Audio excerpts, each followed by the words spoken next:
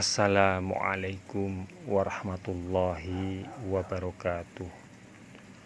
Allahumma sholli ala Sayyidina Muhammad wa ala ali Sayyidina Muhammad. Antara benar, merasa paling benar, dan merasa faham.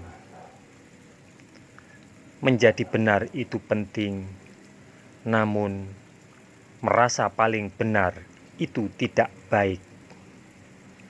Kearifan akan membuat seorang menjadi benar, bukan merasa benar.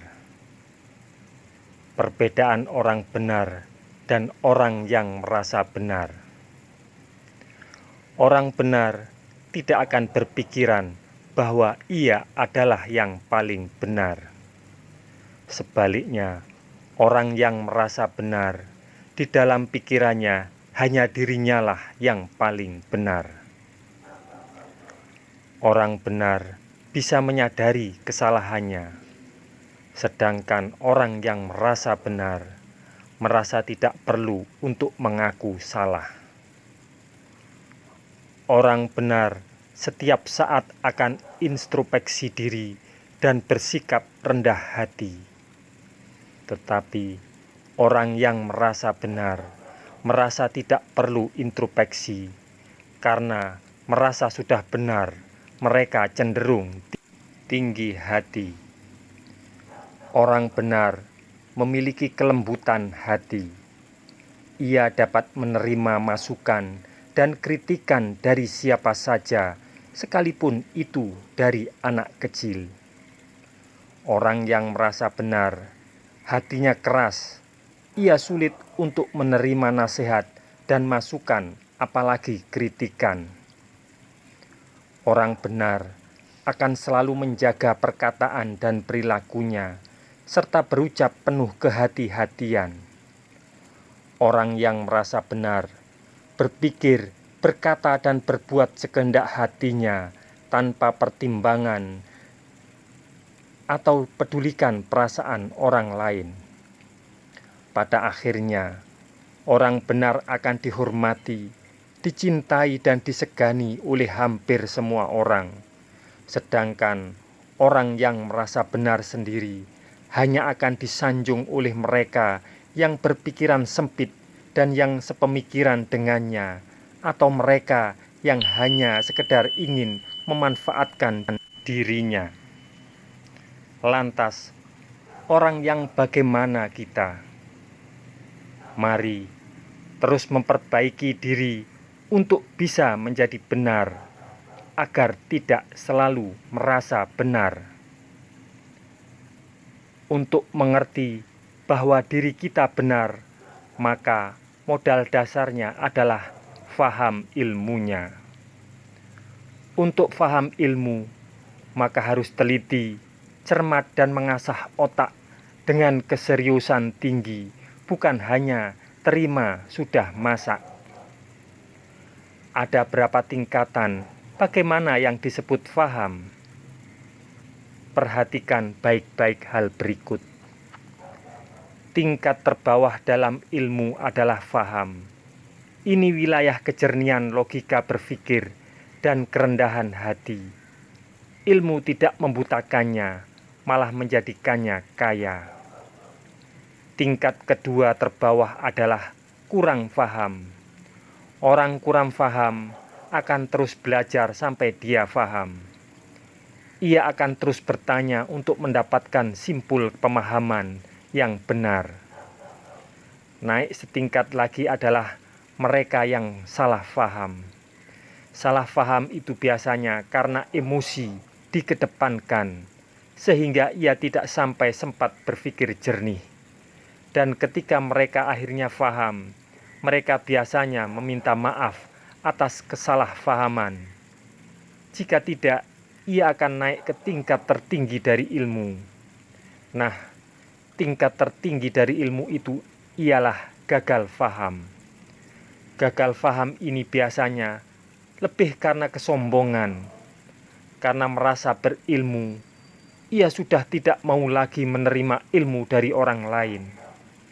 Ia selalu merasa cukup dengan pendapatnya sendiri. Parahnya, ia tidak menyadari bahwa pemahamannya yang gagal itu menjadi bahan ketawaan orang yang faham. Ia tetap dengan dirinya bangga dengan kegagal fahamannya. Kok faham ada di tingkat terbawah dan gagal faham di tingkat yang paling tinggi? Apa enggak terbalik? Temanku tersenyum. Sepertinya ini momen yang menarik baginya. Orang semakin faham akan semakin membumi. Ia menjadi bijaksana karena akhirnya ia tahu bahwa sebenarnya ia tidak tahu apa-apa. Ia terus menerima dari manapun ilmu datangnya. Ia tidak melihat siapa, tetapi apa yang disampaikan. Ia paham ilmu itu seperti air, dan air hanya mengalir ke tempat yang lebih rendah. Semakin ia merendahkan hatinya, semakin tercurah ilmu kepadanya. Sedangkan gagal faham itu ilmu tingkat tinggi. Ia seperti balon gas yang berada di awan. Ia terbang dengan kesombongannya. Masalahnya, ia tidak mempunyai pijakan yang kuat, sehingga mudah ditiup angin tanpa mampu menolak. Akhirnya, ia terbawa kemana-mana sampai terlupa jalan pulang. Ia tersesat dengan pemahamannya dan lambat laun akan dibinasakan oleh kesombongannya. Jadi yang perlu diingat, akal akan berfungsi dengan benar ketika hatimu rendah. Ketika hatimu meninggi, maka ilmu jugalah yang membutakan si pemilik akal. Lidah orang bijaksana berada di dalam hatinya, dan hati orang dungu berada di belakang lidahnya. Ilmu itu open ending, makin digali, makin terasa dangkal. Jadi kalau ada orang yang merasa sudah tahu segalanya, berarti tidak tahu apa-apa. Dan seperti awal bahasan di atas, bahwa jangan merasa yakin diri benar, sedang ilmunya belum paham, karena banyak hal yang belum digali. Jangan mudah merasa paling benar, merasa paling paham, sedang diri masih mencari ilmu dari orang lain.